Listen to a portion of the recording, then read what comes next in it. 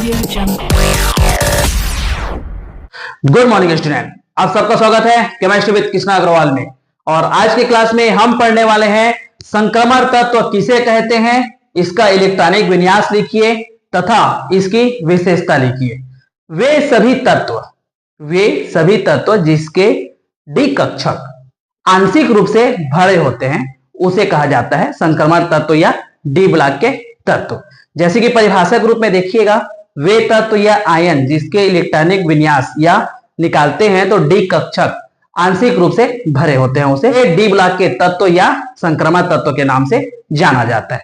आइए स्टार्ट करते हैं इसका सामान्य इलेक्ट्रॉन, जिससे सारा चीज क्लियर हो जाएगा इसको डी ब्लॉक के तत्व क्यों कहा जाता है। सामान्य इलेक्ट्रॉनिक विन्यास, इसका जो इलेक्ट्रॉनिक कॉन्फ़िगरेशन है वो हम देखते हैं तो इसका सबसे पहले इसका जो सामान्य फार्मूला होता है, सामान्य सूत्र होता है वो जानते हैं सबसे पहले।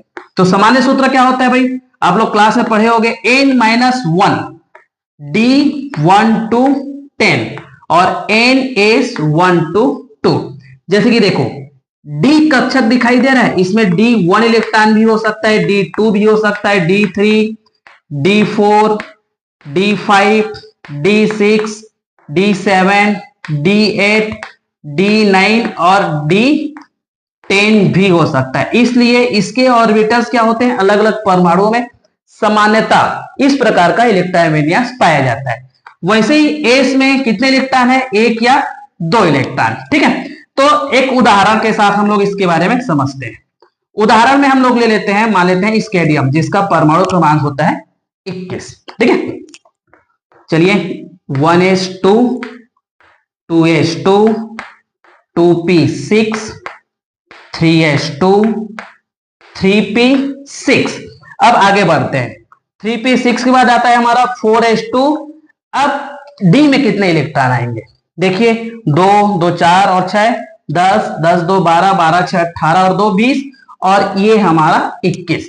मतलब लास्ट इलेक्ट्रॉन कहां एंट्री कर रहा है, हमारा डी ऑर्बिटल में, डी कक्षक में एंट्री कर रहा है, इसलिए इसे डी ब्लॉक के तत्व के नाम से भी जाना जाता है।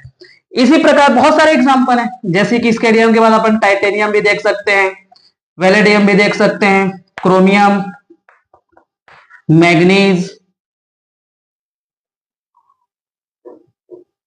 आयरन, कोबाल्ट, निकेल, कॉपर और ये जिंक। बहुत सारे एग्जांपल हैं जो अपन बेसिकली इसको अच्छे से ध्यान दे सकते हैं, जो कि एग्जाम में पूछा जाता है। ठीक है, तो परिभाषा के साथ साथ इलेक्ट्रॉनिक विन्यास जो कि मैं आपको बताया 2021 और 22 में इसको पूछा गया है, इसकी विशेषताएं के बारे में भी पूछा जाता है। कुछ विशेषता होती है जैसे कि हम लोग देखने वाले हैं, चलिए आगे देखते हैं। इसकी विशेषता में सबसे इंपॉर्टेंट जो विशेषता होता है, संक्रमण तत्व जो होते हैं जिनकी आयनन ऊर्जा का मान बहुत ज्यादा होता है, आयनन ऊर्जा उच्च होता है, गलनांक तत्व का क्वथनांक भी बहुत ज्यादा होता है, मतलब गलनांक क्वथनांक को भी आप उच्च लिख सकते हैं। तीसरा जो क्वालिटी होता है बहुत ही ज्यादा या बहुत ही इंपॉर्टेंट क्वालिटी होता है, जितने भी संक्रमण तत्व होते हैं डी ब्लॉक के तत्व होते हैं और रंगीन आयन बनाने की प्रवृत्ति बहुत ज्यादा पाई जाती है। नेक्स्ट है तुम्हारा इसका जो विशेषता है, उसमें संक्रमण तत्वों में संकुल निर्माण की प्रकृति पाई जाती है, कॉम्प्लेक्स फॉर्मेशन की जो टेंडेंसी है वो बहुत ज्यादा पाई जाती है। वो हम आगे के चैप्टर में पूरा का पूरा एक क्लास तैयार करेंगे, आप उसको देख सकते हो। नेक्स्ट है संक्रमण तत्वों की जो ऑक्सीकरण अवस्था है वो परिवर्ती प्रकार की होती है, मतलब डिफरेंट टाइप का, जैसे कि +2 +3 +4 +5 इस प्रकार का इसका ऑक्सीकरण संख्या होता है। इसके बारे में भी पूरा कंप्लीट वीडियो अपन तैयार किए हुए हैं, उसको आप देख सकते हो। इसी प्रकार आप संक्रमण तत्वों की बहुत सारी विशेषताएं हैं, जिसमें से 5 या 6 शॉर्ट लिस्ट तैयार करके अपने एग्जाम में दे सकते हैं। मेन जो विशेषताएं हैं, जैसे कि एग्जाम्पल के लिए जो पूछा जाता है एग्जाम में, इसका चुंबकीय गुण क्या होता है, इसमें रंगीन आयन बनाने की जो क्षमता होती है वो कैसे पाई जाती है, संकुल निर्माण कैसे होता है, परिवर्ती ऑक्सीकरण अवस्था कैसे होता है, ये कंप्लीट एक एक टॉपिक का अलग से वीडियो तैयार किया गया है, वो आप हमारे चैनल में केमिस्ट्री विद कृष्णा अग्रवाल में जाके देख सकते हैं। Thank you.